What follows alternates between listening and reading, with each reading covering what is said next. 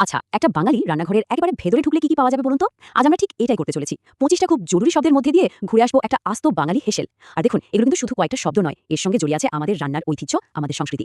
তো প্রশ্নটা হলো, একটা বাঙালি রান্নাঘরের আসল ভিত্তিটা কি? কোন জিনিসগুলো ছাড়া চলেই না? চলুন, এই প্রশ্নটার সঙ্গে নিয়ে আজ রান্নাঘরের অলিগলিতে ঢুঁ মেরে আসা যাক। সবার আগে আসি রান্নার পাত্রের কথায়। বলা যেতে পারে এগুলোই রান্নাঘরের একেবারে হার্ট বা হৃৎপিণ্ড। এখানেই তো তাপ আর মশলাপাতির মিলমিশে আসল ম্যাজিকটা হয়। দেখুন, প্রথমেই তো লাগবে চুলা, মানে আমাদের স্টোভ, যেখান থেকে রান্নার আঁচটা আসে। এরপর আছে হাঁড়ি বা পাতিল। সত্যি ভাত বা ডাল রান্না করতে গেলে এটা ছাড়া ভাবাই যায় না। আর এখন তো সময় বাঁচানোর জন্য আমাদের প্রায় সবার রান্নাঘরেই আছে প্রেসার কুকার। শক্ত জিনিস যেমন মাংস বা ডাল একদম চটজলদি সেদ্ধ হয়ে যায়। আর এই হলো আমাদের সবার প্রিয় কড়াই। বলতে পারেন বাঙালি রান্নার আসল হিরো। এই যে একটা ডিপ গোল মতো ডিজাইন, ওটার জন্য কিন্তু ভাজাভুজি, কষানো বা ওই যে চচ্চড়ি, এসব রান্নার জন্য কড়াইয়ের কোনো তুলনাই হয় না। এক কথায় কড়াই ছাড়া বাঙালি রান্নাঘর ভাবাই যায় না। আচ্ছা, রান্নার বড় বড় পাত্রগুলো তো দেখা হলো, কিন্তু আসল খেলাটা তো শুরু হয় ছোটখাটো জিনিসপত্র দিয়ে, তাই না? এগুলো ছাড়া রান্নার প্রস্তুতি নেওয়া যে কি কঠিন সেটা আমরা সবাই জানি। এই যেমন ধরুন ছুরি আর কাটিং বোর্ড, এগুলো তো একদম বেসিক, সবজি কাটা থেকে শুরু হয়।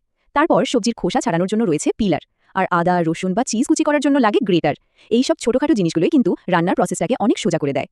তো কাটাকুটি তো হয়ে গেল, এবার আসি সেই সব সরঞ্জামের কথায় যেগুলো একেবারে রান্নার সময় হাতে হাতে লাগে। রান্না করার সময় কড়াইয়ে নাড়াচাড়ার জন্য খুন্তি তো চাই, মশলা মাপার জন্য চামচ, আর গরম কোনো ভাজা বা বড়া তোলার জন্য টং খুব কাজের জিনিস, জল ঝরানোর জন্য চালুনি। দেখুন, প্রত্যেকটারই কিন্তু একটা নির্দিষ্ট খুব জরুরি কাজ আছে। বেশ, এবার একটু আধুনিক রান্নাঘরের দিকে যাওয়া যাক, মানে আমাদের মডার্ন হেল্পারদের কাছে।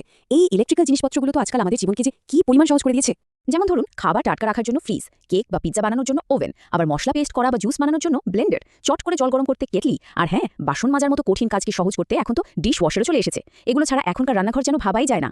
রান্না তো শেষ হলো, কিন্তু গল্পটা তো এখানে শেষ নয়, আসল মজাটা তো খাওয়ার টেবিলে, তাই না? চলুন এবার আমাদের এই সফরের শেষ ধাপে দেখে নিই সেই সব জিনিস যেগুলো একটা রান্নাকে সুন্দর করে পরিবেশন করতে সাহায্য করে। আর এটা হলো বাঙালি রান্নাঘরের আত্মা, মশলার বাক্স।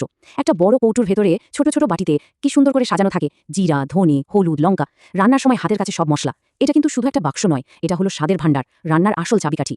আর সব শেষে খাবার টেবিলে কি থাকে?